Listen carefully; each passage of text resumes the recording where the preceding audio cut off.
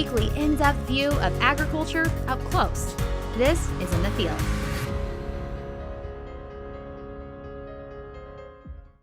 Agriculture in Missouri is easily our largest economy, but did you know that forestry products make up 10% of that?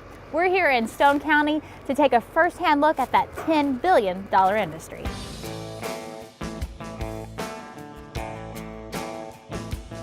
So we're here in the timber of southern Stone County, in southern Missouri. There's a lot of trees in our neck of the woods here, rolling hills, trees, and rocks. So what impact does forest products have on our state's economy? Well, the forest products industry it's big business in the state of Missouri. It's about a $10 billion industry.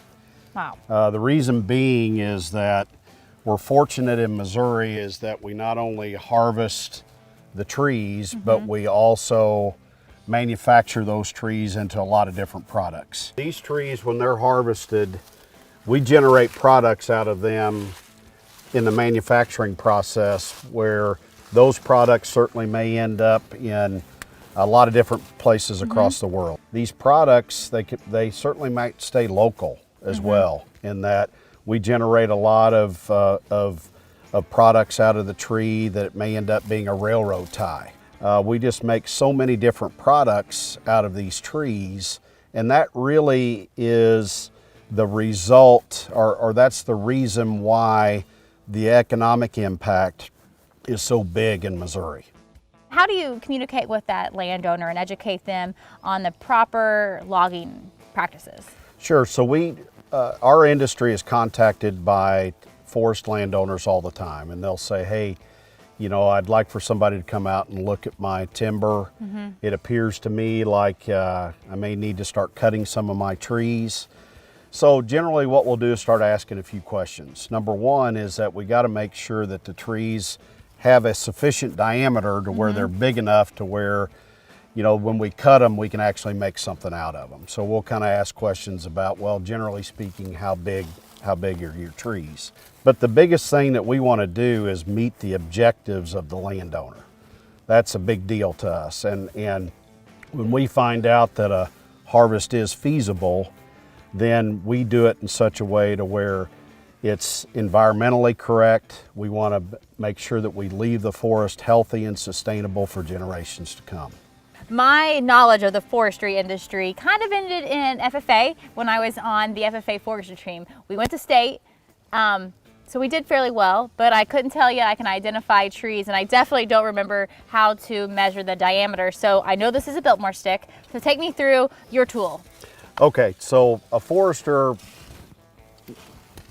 when they're out marking trees, one of their jobs is to provide the landowner with an estimate of the volume of wood, so to speak, that's on his or her property.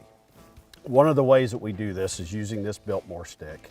The calculations that go into developing all this are pretty complicated, but basically a forester is going to come out here and keep this stick about 25 inches from your eye, and then this allows you to make an estimate of the diameter of the tree. So this particular tree is about 17 inches in diameter. Okay. You keep this stick about 4.5 feet above the ground, and based on a 17-inch diameter tree, you also have to estimate how many 16-foot logs are in this tree. And to me, there's about 2 of those 16-foot logs in this tree. Based on all those calculations, this stick has done the work for me. So a 17-inch diameter tree with 2 16-foot logs has 205 board feet in it. So once you've identified that, it's time for the logger to come in and cut it down. So we'll hop out of the way. Sounds good. Okay.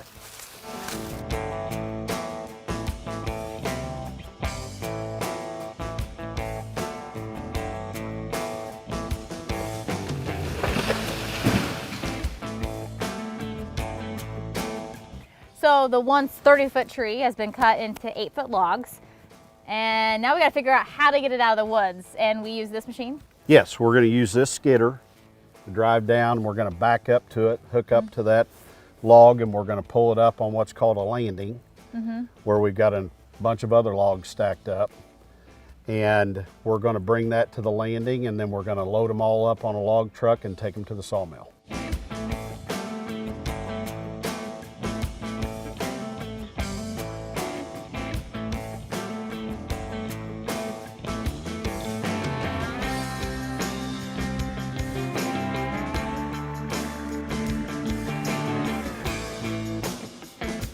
Well, Brian, we have seen safety firsthand in all aspects of this, and logging training that you put on at the Missouri Forest Products Association is all centered around that.